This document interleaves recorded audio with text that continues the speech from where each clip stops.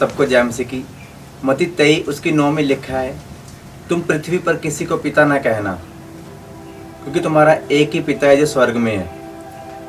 मेरे प्रियो, हमें बाइबल में कई तरह की कमांड, कई तरह की आज्ञा दी गई है कि तुम ये ना करना, तुम ये ना करना, लेकिन ये आज्ञा सबसे महत्वपूर्ण आज्ञा थी, क्योंकि हमारे मसीह लाइफ में हमें कई तरह की लोगों को फेस करना पड़ता है। और हमारी लाइफ का सबसे बड़ा कंफ्यूजन जो है, हर मसीह की लाइफ का कंफ्यूजन वर्ड जो है यही आता है कि तुम पिता क्यों कहते हो, तुम अपने पास्टर को आदमी पिता क्यों कहते हो।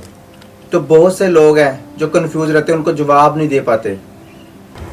आज मैं आपको बताना चाहता हूँ कि हम आत्मिक पिता क्यों कहते हैं और यीशु मसीह ने क्यों कहा कि तुम धरती पर किसी को अपना पिता ना कहना।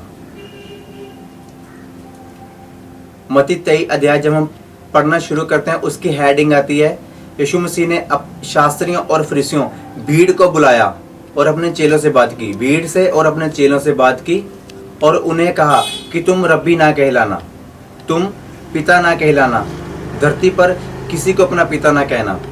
परंतु वहां पर एक बात लिखेगी कि यीशु मसीह ने यह बात शास्त्री और फरीसियों को कही, सबको नहीं कही। अगर सबको कही होती, यीशु मसीह ने वहां पर लिखा तुम धरती पर किसी को अपना पिता ना कहना। किसी को मतलब हम अपने जो बायोलॉजिकल, जो हमारे शारीरिक पिता है, हम उन्हें भी पिता ना कहें, ऐसा नहीं था। यीशु मसीह अपने चेलों से बोल रहे थे कि उनके जैसे काम नहीं करने हैं। वो अपने आप को दिखाते तो हैं कि हम आपके पिता हैं, हम आपके पिता हैं, रब्बी कहलाते हैं, स्वामी कहलाते हैं, लेकिन उनके काम स्वामी जैसे नहीं है। वो कहते तो हैं जाकर हमें ये काम करना है, हमें वो काम करना है, लेकिन वो लोगों के ऊपर काम थोपते हैं, लेकिन खुद नहीं करते।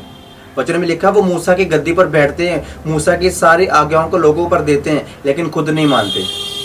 वो भार लोगों के कंधों पर दे देते हैं, लेकिन उस भार को अपनी उंगली से भी सरकाना नहीं चाहते। हर किसी की लाइफ में, हर किसी की जिंदगी में, जैसे हम देखते हैं पौलुस ने अपने सबसे प्रिय बेटे तीमुथियुस को कहा, हे मेरे प्रिय पुत्र।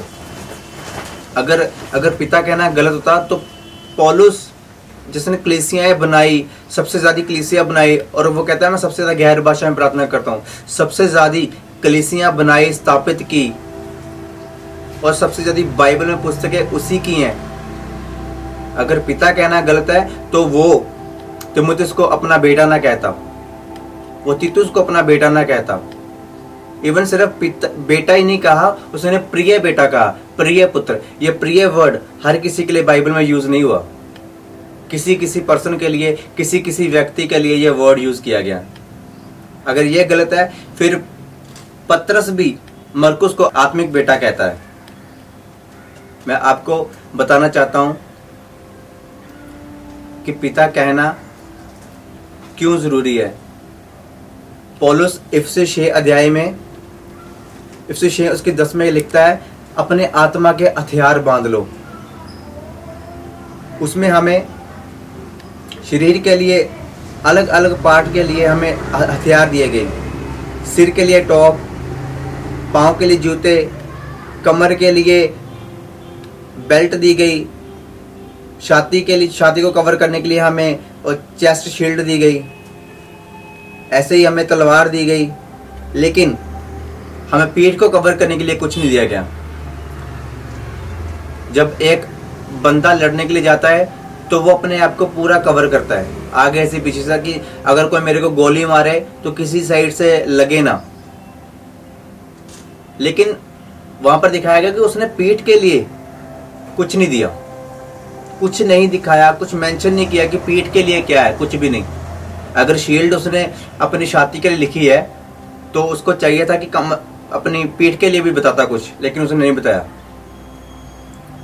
मैं आपको बताना चाहता हूं, जब आप अपने आप को सारी जगह से कवर करते हो तो एक ऐसा शख्स है जो आपको बैक से कवर करता है, वो आपका आत्मिक पिता है। जब हम अपने आत्मिक पिता की ग्रेस में चलते हैं, उनकी प्रार्थना में रहते हैं, तो हमें बैक से कवर करते हैं। वो हमें छोड़ते नहीं है कि तुम जो मर्जी करो, मेरा काम प्रचार करना है बस। वो सिर्फ प्रचार ही नहीं करते, वो प्रचार के साथ साथ हमारे लिए दुआ भी करते हैं, हमें सिखाते भी हैं, हमें संभाल कर रखते हैं। वो हमें बताते हैं कि किस तरह बढ़ना है, किस तरह ग्रोथ लेनी है। थोड़े दिन पहले मैं एक भाई के साथ बैठा था, बहुत बड़े वर्शिपर हैं वो। उन्होंने एक बात बोली कि मेरे कितने बाप होंगे, एक तो आत्मिक पिता, एक शारीरिक पिता, मेरे कितने बाप होंगे। तो मैंने उसे बताया कि इस धरती के ऊपर एक तो शारीरिक पिता है और एक आत्मिक पिता है। शारीरिक पिता वो है जो हमें शरीर में जन्म देता है, लेकिन एक हमारा आत्मिक पिता होता है, गुरु नहीं, एक हमारा आत्मिक पिता जो हमें आत्मा में बढ़ाता है, आत्मा में हमें जन्म देता है। और उस भाई के अंदर मैंने एक चीज देखी कि वो, जब आप अपने आत्मिक पिता, अपने पास्टर के खिलाफ बोलते हो, तो वो खिलाफत नहीं होती, वो आपके लेवल को नीचे करने का एक सोर्स पॉइंट होता है, शुरुआत होती है वो, कि बस आप बैकस्लाइड हो रहे हो, कि जो आपकी ब्लेसिंग का सोर्स है, आप उसी के खिलाफ बोल रहे हो।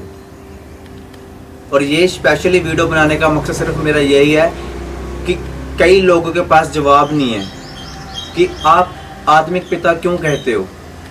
मैं आपको बताना चाहता हूँ, इसीलिए कहते हैं क्योंकि वो हमें बैक से कवर करते हैं, वो हमसे ज़्यादा फाइट करते हैं। वो शास्त्रियों और फरीसियों की तरह सिर्फ हमारे ऊपर थोपते नहीं है कि तुम ये करो, तुम वो करो, वो हमसे ज़्यादा काम करते हैं।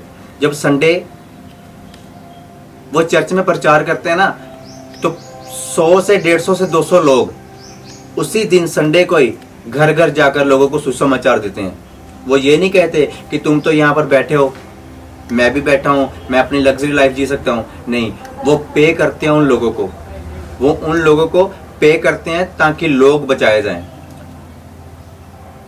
जो ज्यादा ज्ञानी हो जाते हैं, मैं उनको बताना चाहता हूँ कि कभी वो अध्याय जिसकी आप रेफरेंस देते हो, कभी उस अध्याय को उसको पूरा पढ़ना।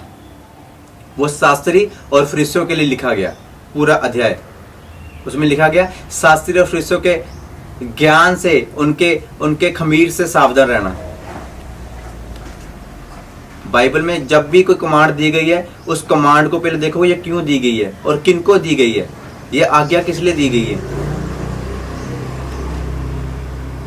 और जब यीशु मसीह ने कहा तुम धरती पर किसी को अपना पिता ना कहना, वो लिखा गया था कि तुम शास्त्रियों और फरीसियों को पिता ना कहना, जो अपने आप में शास्त्री और अपने आप में फरीसी हैं, जो ज्ञानी हैं बस काम नहीं करते। मैंने अपने आत्मिक पिता को जूते उठाते देखा है, मैंने उनको दरियां बिछाते देखा है, मैंने उनको साउंड लगाते देखा, मैंने उनको टेंट बिछाते देखा है। अगर आज वो इतने बड़े सेलिब्रिटी हैं और इतने बड़े खुदा ने उनको खड़ा किया, इतना बड़ा चर्च दिया है, इतने लोग दिए हैं, तो ऐसे ही नहीं दिए। जो लोग ये बात पूछते हैं ना आपसे कि आप आत्मिक पिता क्यों कहते हैं, उनकी कलीसिया चेक करो, उनके लोग चेक करो कितने लोग हैं। अगर 1000 लोग हैं, ये बात बोलने के बाद 1000 रुक जाएंगे। कभी भी अपने आत्मिक पिता के खिलाफ मत बोलना और उनकी खिलाफत भी कभी मत सुनना। मेरी इस वीडियो को बनाने का मकसद सिर्फ यही है कि जो लोग आपसे सवाल पूछते हैं, जो लोग आपको आपकी ज़िंदगी में कंफ्यूज करते हैं, आपको नीचा करते हैं ये सवाल पूछकर, और आपके पास जवाब नहीं होता, इस वीडियो के द्वारा आपको वह जवाब मिल जाएगा। आप इस वीडियो के द्वारा उनको जवाब दे सकते हो। आज तक किसी ने भी इस टॉपिक पर वीडियो नहीं बनाई होगी, किसी ने भी इस टॉपिक पर बात नहीं की होगी, सबने इस टॉपिक पर वीडियो बनाई होगी क्यों कहते हैं। बस मैं आपको इसका जवाब दे रहा हूं कि क्यों कहते हैं और क्यों कहना जरूरी है। सबको जय मसीह की। मैं आपको बताना चाहता हूं, जो मेरी इस वीडियो पर पहली बार आए हैं, मैं आपको एक मैसेज देना चाहता हूं। प्रभु यीशु मसीह जात किसी धर्म को बदलने के लिए नहीं, आपकी ज़िंदगी को बदलने के लिए आए हैं। यीशु मसीह ने जब अपनी मिनिस्ट्री की शुरुआत की, यीशु मसीह ने कहा मन फिराओ। यीशु मसीह ने ये नहीं कहा अपना धर्म बदल लो, अपना नाम बदल लो। यीशु मसीह ने कहा अपना मन फिराओ, क्योंकि स्वर्ग का राज्य निकट है। और मैं आपको बताना चाहता हूँ, या आप किसी ऐसे बीमार व्यक्ति को जानते हो, या प्रॉब्लम में है, या उसकी लाइफ में कोई प्रॉब्लम है, कोई कर्ज है, कोई शराब है, नशा करता है, मैं आपको बताना चाहता हूँ कि इस वीडियो के नीचे आपको एक नंबर दिया जाएगा, आप उस नंबर पर कॉल करके अपने लिए प्रार्थना करवा सकते हो। सबको जय मसीह की।